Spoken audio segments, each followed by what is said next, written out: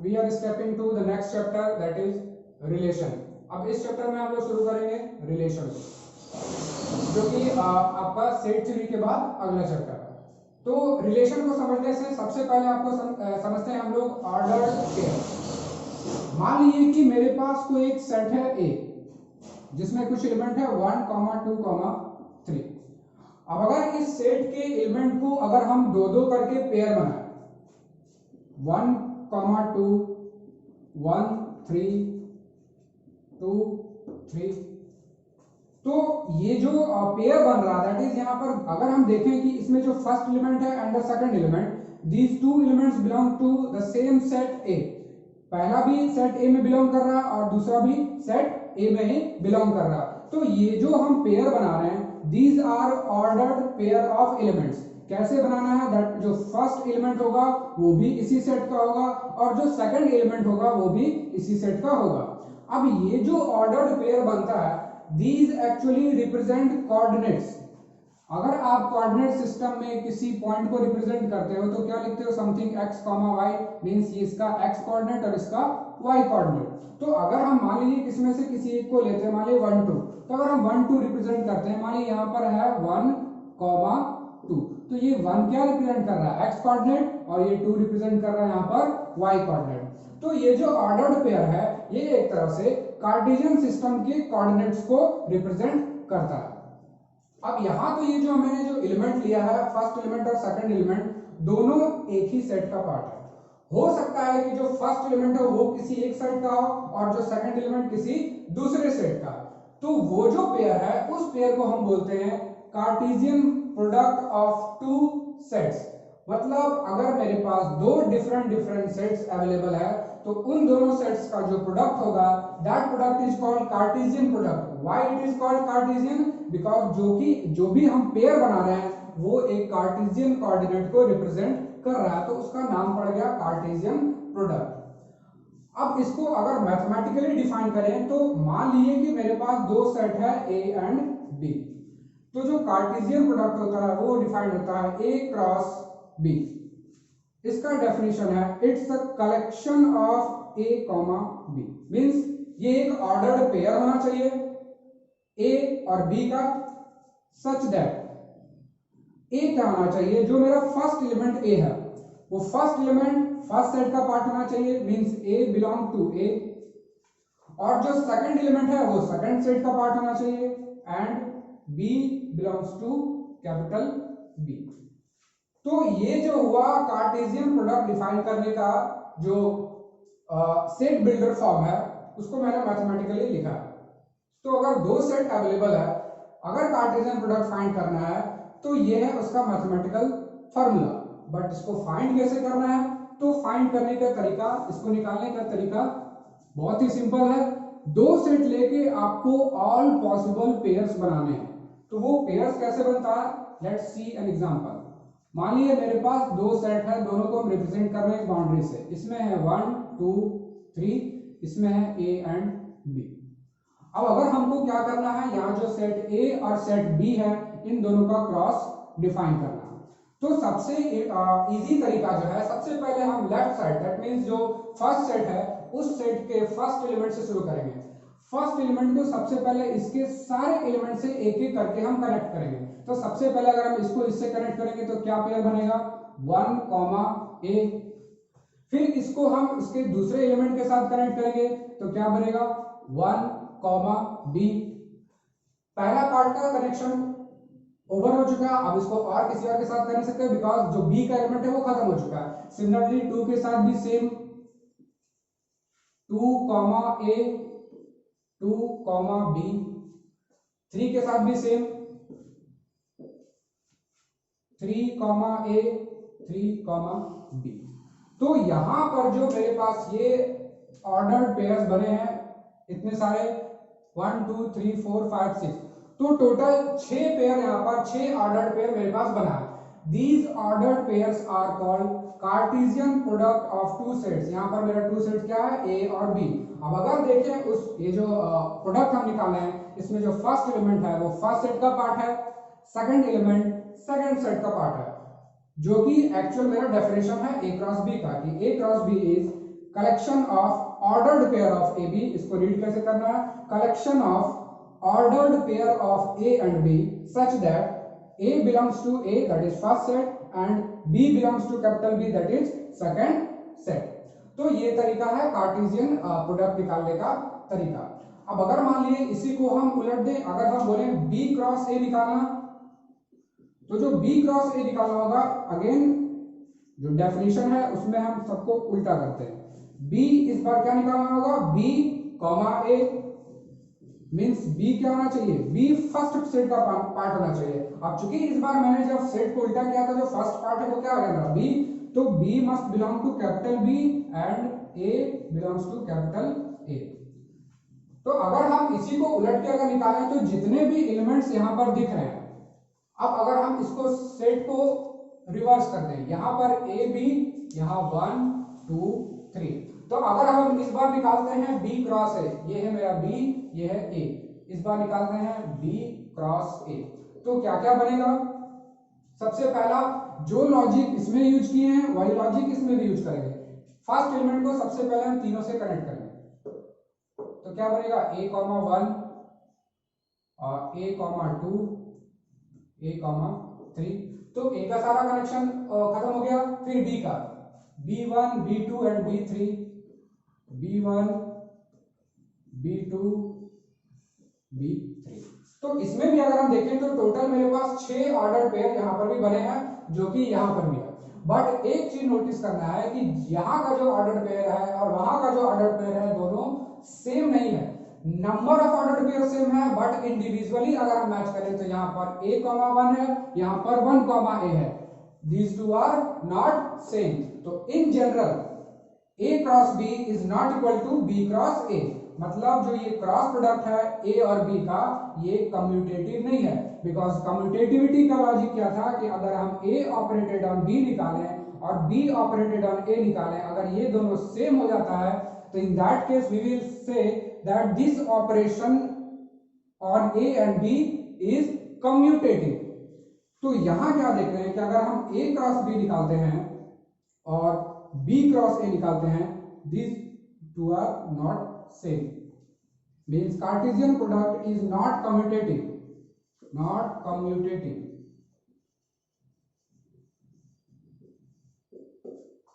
तो ये आपको ध्यान रखना है, कार्टेशियन प्रोडक्ट कम्यूटेटिव नहीं होगा। हाँ, कुछ पार्टिकुलर केस के लिए, एक स्पेशल केस के लिए ये दोनों आपस में इक्वल हो सकता है। कब? जब ये दोनों एलिमेंट आपस में इक्वल हो।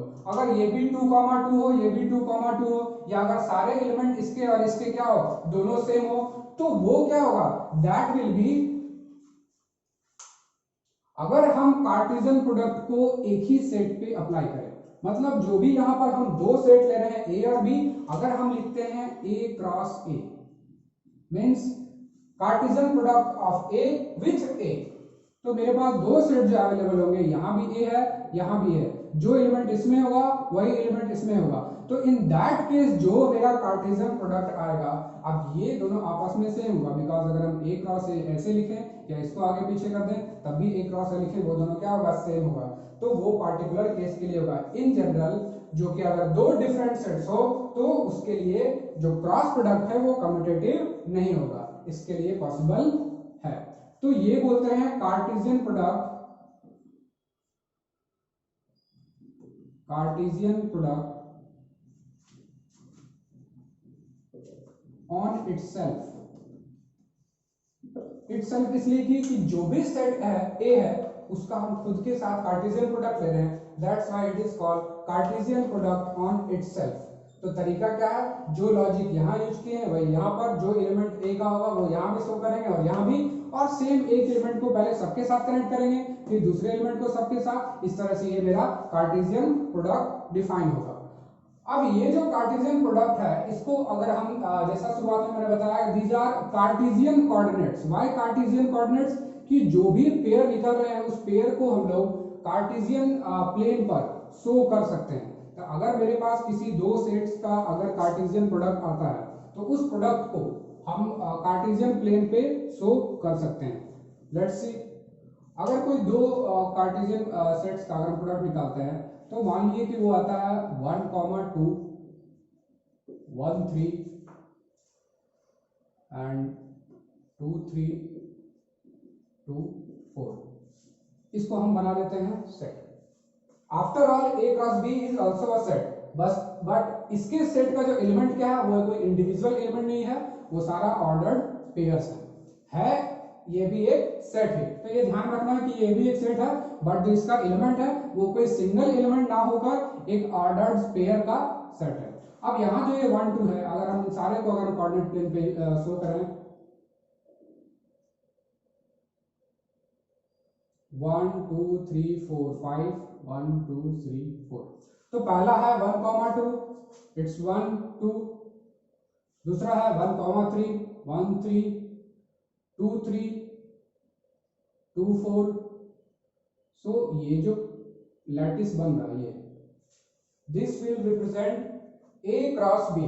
तो जो भी ये कनेक्शन है, ये जो ए क्रॉस बी हम डिफाइन किए हैं, ये मेरा तरीका है सेम इस ए क्रॉस बी को कार्टेशियन कोऑर्डिनेट पे या कार्टेशियन प्लेन पे शो करना। तो अगर किसी सेट का आप प्रोडक्ट निकाल चुके हैं ए क्रॉस बी, तो आप उसको कार्टेशियन प्लेन पे शो करोगे तो वो किसी टाइप का कोई पैटर्न बन सकता है या यूजुअली कोई नॉर्मल फिगर भी बन सकता है। तो ये तरीका हुआ किसी भी दो सेट्स का कार्टेशियन प्रोडक्ट निकालने का। अब एक मैं स्पेशल प्रॉब्लम देता हूं ए क्रॉस बी का, और उस ए क्रॉस बी के थ्रू मैं रिलेशन का डेफिनेशन दूंगा, जो कि नेक्स्ट टॉपिक होगा रिलेशन। तो अगर हम कोई एक सेट लेते हैं ए, जो कि है 1 2 3, और एक सेट लेते हैं बी जो कि है 2 4 6। अब अगर हम इस केस में ए क्रॉस बी डिफाइन करें, तो जो मेरा ए क्रॉस बी होगा वो होगा सबसे पहला 1 2 1 4 1 6। तो आप यहां भी डायरेक्ट देख के डायरेक्ट लिख सकते हो। सबसे पहले क्या करेंगे, 1 का लेंगे 2 के साथ 1 4 1 6। जैसे ही 1 का कंप्लीट हुआ, अब स्टार्ट करेंगे 2 का 2 2 2 4 2 6। फिर 3 का लेंगे 3 2 3 4 3 6। तो टोटल मेरे पास हो गया 9 ऑर्डर पेयर, 1 2 3 3 3 6 3 9।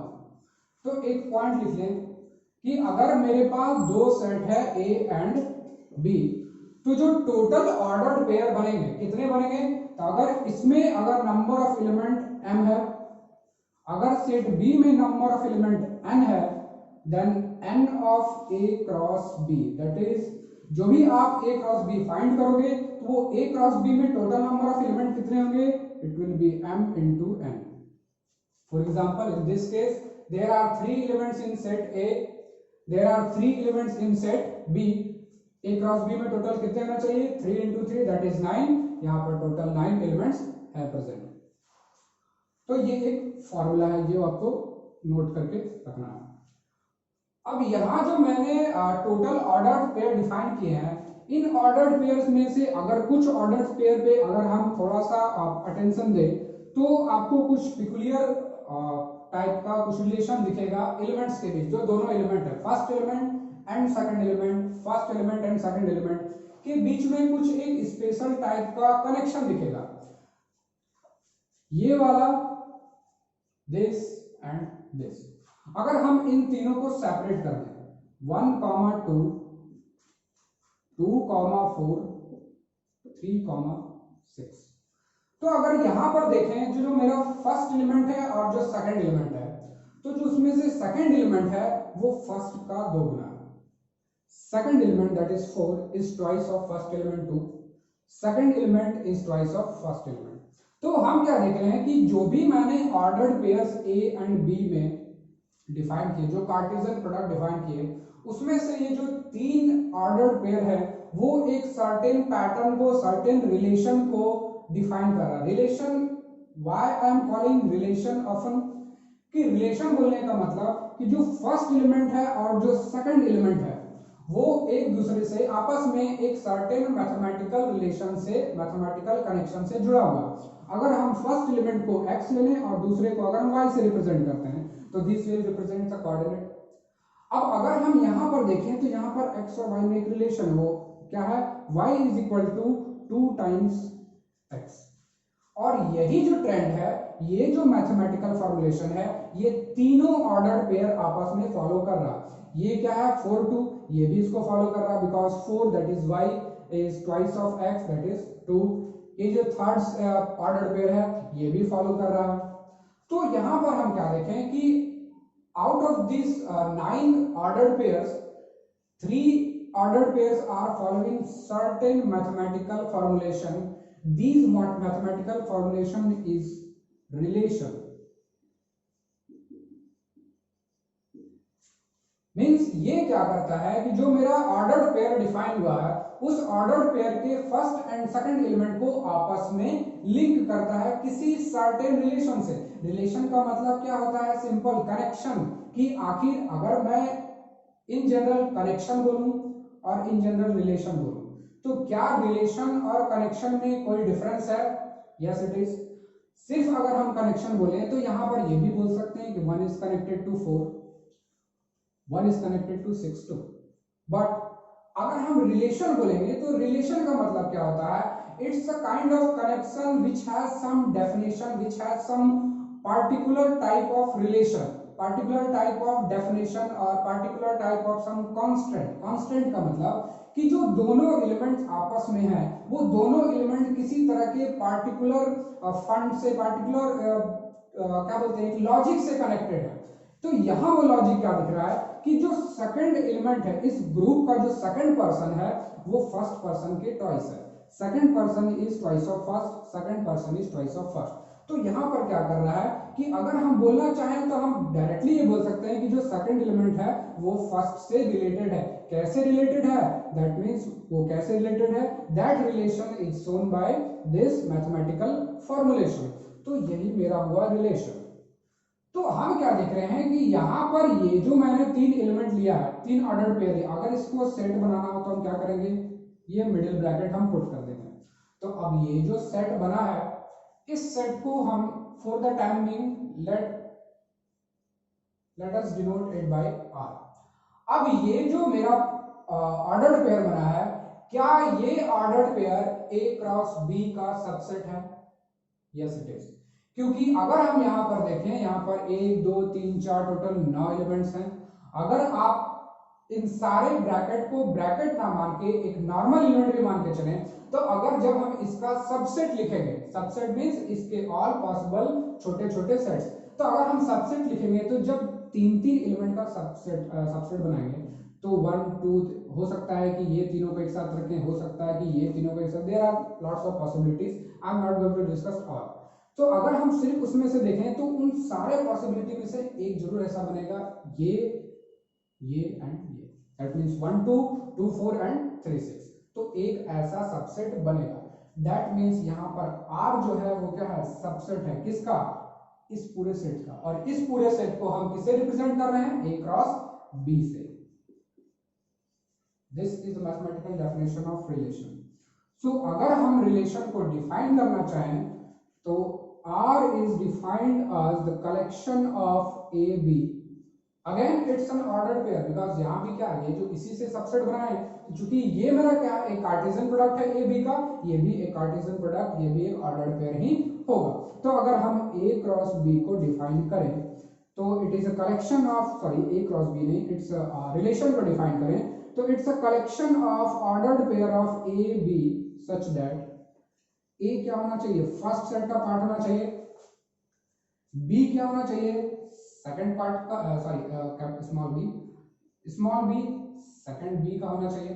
अब ये दोनों तो इसका भी डेफिनेशन है, क्योंकि अगर हम ए क्रॉस बी का भी डेफिनेशन देखें तो वो यही था, collection of A cross A B such that A belongs to capital A, B belongs to capital B. But हमको यहाँ आर को डिफाइन करना है, तो आर के लिए एक और बाउंडेशन लगाना पड़ेगा, and that is R is a subset और ऑफ ए क्रॉस बी। देखिए यहाँ पर इक्वलिटी का साइन भी लगा हुआ, दैट मींस कुछ ऐसा केस भी हो सकता है कि जो भी ए क्रॉस बी डिफाइन किए हैं वो सारा का एलिमेंट समथिंग कुछ पैटर्न को फॉलो करे, तो वो पूरा का पूरा भी रिलेशन हम उसको भी डिफाइन कर सकते हैं, कुछ मैथमेटिकल फॉर्मुलेशन दे सकते हैं ताकि वो पूरा कोई रिलेशन बन जाए। तो यहाँ पर हम एक और ऐड कर सकते हैं, R is a subset of A cross B. तो वो लगाने का जो ये कंडीशन लगाने का इंपॉर्टेंस इसका जरूरत इसलिए है कि जो भी आर होना चाहिए वो इस ए क्रॉस बी के प्रोडक्ट से बाहर नहीं जा सकता। अगर हम ध्यान से देखें तो यहां पर कहीं भी 3 8 नहीं है, ठीक है। तो अगर 3 8 नहीं है या समथिंग कुछ और भी ले सकते हैं, बट फिलहाल के लिए अगर 3 8 इस सेट का पार्ट नहीं है और अगर हम रिलेशन में डिफाइन करते हैं, मान लीजिए हम एक रिलेशन डिफाइन करते हैं और उसमें पेयर के जगह पर 3, 8 ले लेते हैं, तो वो मेरा रिलेशन नहीं होगा, क्योंकि हम जो रिलेशन आर डिफाइन कर रहे हैं वो सेट ए बी पे डिफाइन कर रहे हैं। और अगर सेट ए बी पे डिफाइन कर रहे हैं तो जो भी आर का ऑर्डर्ड पेयर निकलना चाहिए, that ordered pair must be from all of these ordered pairs, मतलब इसी का सबसेट होना चाहिए। पूरा का पूरा भी आप ले लो तो दिक्कत नहीं है, बट इससे बाहर का एलिमेंट नहीं होना चाहिए। तो ये है मेरा बेसिक डेफिनेशन ऑफ रिलेशन। अब ये जो मैथमेटिकल डेफिनेशन है यहाँ पर, ये तो मैंने तो सिर्फ इतना पार्ट लिखा। अब वो आर को डिफाइन कैसे करते हैं, यहां पर रहेगा मेरा डेफिनेशन ऑफ आर।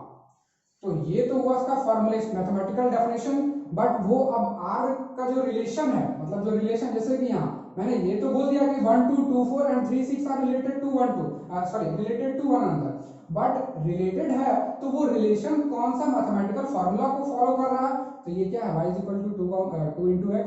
तो सिमिलरली जब आप रिलेशन का ये फॉर्मुलेशन लिखोगे तो फिर नीचे आपको ये भी डिफाइन करना पड़ेगा कि जो भी a एंड b है वो आपस में किस कौन से रिलेशन से लिंक है, ठीक है। तो वो इंपॉर्टेंट है। ये हुआ मेरा formula of definition of relation. अगर हम इसमें से एक एग्जांपल देखें, अगर इसी सेट से चाहें तो हम एक और सबसेट एक और रिलेशन बना सकते हैं। लेट्स सी, अगर हम एक रिलेशन खुद से डिफाइन करें, it's a collection of A comma B. इसमें आप सबसे बढ़िया, अगर आप इससे भी ज्यादा बेटर होगा कि अगर हम यहां पर ही लिख दें definition of R, definition of R, मतलब वो जो आर का डेफिनेशन है, जो मैंने y is equal to 2 times x लिखा था, तो जो भी डेफिनेशन आपके पास अवेलेबल होगा या जो आप नोटिस करोगे वो उसको यहाँ पर ही लिख दो। तो अगर हम यहाँ देखें तो एक हम r डिफाइन करते हैं इसी सेट पर, this r is defined on a cross b। r को अलग अलग सबसेट पे भी डिफाइन कर सकते हैं, a क्रॉस b की जगह हो सकता है मैं r को b क्रॉस a भी डिफाइन कर सकता हूँ, या it's possible that I can define r on a cross a। तो there are many possibilities, for the time being let's leave it. तो अगर हम R को देखें, यहाँ पर क्या है, it's a collection of A comma B ordered pair such that, अब जो भी हम A को लिखेंगे, सबसे पहला ये तो जरूरी है कि A कैपिटल A में होना चाहिए, small b belongs to capital B। अब जो है मैथमेटिकल फॉर्मुलेशन, तो अगर हम लिख दें कि जो मेरा B है वो A+2 है, ठीक है। जो मेरा B पार्ट है वो क्या है, A+2 है, ठीक है। तो ये तो मैंने डेफिनेशन दे दिया। अब हमको इसका निकालना है कि ऐसा ये जो R है, ये जो रिलेशन है, वो कौन कौन सा ए बी फॉलो कर रहा है। तो अगर चूंकि ये R डिफाइंड है इस A क्रॉस B पे, तो अगर हम इसका आंसर लिखना चाहें तो कैसे लिखेंगे, जो भी फॉर्मुलेशन यहाँ पर दिया हुआ मैथमेटिकल फॉर्मुलेशन देखेंगे कौन सा फॉलो कर रहा है। तो चूंकि यहाँ पर कलेक्शन है A क्रॉस B का, A into A comma B का, तो फर्स्ट एलिमेंट मेरा A होगा, सेकंड एलिमेंट B होगा। तो हमको वो फॉर्मुलेशन जो है वो सेटिस्फाई करना होगा। तो अगर हम देखें, क्या यहाँ सेकंड एलिमेंट फर्स्ट का 2 ज्यादा है, नहीं है, क्योंकि यहाँ पर क्या दिया हुआ कि B जो है वो A से 2 ज्यादा होना चाहिए। ये है क्या, नहीं, ये नहीं, ये भी नहीं, 2,4। तो अगर 2,4 का बात करें तो यहाँ पर मेरा सेकंड एलिमेंट है वो फर्स्ट से 2 ज्यादा है, मतलब इसमें एक आंसर तो हो जाएगा 2,4। आगे और चेक करते हैं, अगर यहाँ पर देखें 2,6 नहीं है, 3,2 नहीं है, 3,4 ये भी नहीं है, 3,6 ये भी नहीं है। दैट मीन्स मेरा रिलेशन का जो आंसर हो जाएगा वो क्या होगा, सिंपली 2,4। तो जो भी R हम डिफाइन करेंगे उस R को किसी क्रॉस प्रोडक्ट पे डिफाइन करेंगे, और जिस क्रॉस प्रोडक्ट पे डिफाइन करेंगे तो डिफाइन करने के बाद यहाँ पर जो मैथमेटिकल डेफिनेशन लिखा हुआ है, जो भी मैथमेटिकल डेफिनेशन यहाँ पर है उसके अकॉर्डिंग हम इस सेट से इस प्रोडक्ट के सेट से वहां पर R को डिफाइन करेंगे। अब मैं एक वर्ड जो है जो वो बार बार रिपीट कर रहा हूं, ordered pairs. Ordered pairs, ordered बोलने का मतलब ये कि जो भी मेरा पेयर अवेलेबल है ए एंड बी, यहां पर क्या, अगर मैं ऑर्डर बोल देता हूं तो ऑर्डर बोलने का मतलब क्या हो गया कि फिर A comma B and B comma A is not equal, क्योंकि यहां पर ऑर्डर मैटर कर रहा है। ऑर्डर इसलिए मैटर कर रहा है कि यहां पर ए पहले है बी बाद में है, यहां पर बी पहले है ए बाद में। तो यहां पर क्या देख रहे हैं कि दोनों जो पेयर्स मैंने बनाए हैं उन दोनों पेयर्स में ऑर्डर डिफरेंट है, और अगर ऑर्डर डिफरेंट है और अगर ऑर्डर मैटर करता है, that's why we will say it's an ordered pair. अगर ऑर्डर्ड पेयर नहीं होता, अनऑर्डर्ड पेयर होता, जैसे सेट में, अगर हम सेट में क्या करते हैं, किसी सेट के एलिमेंट को आगे पीछे कर देते हैं।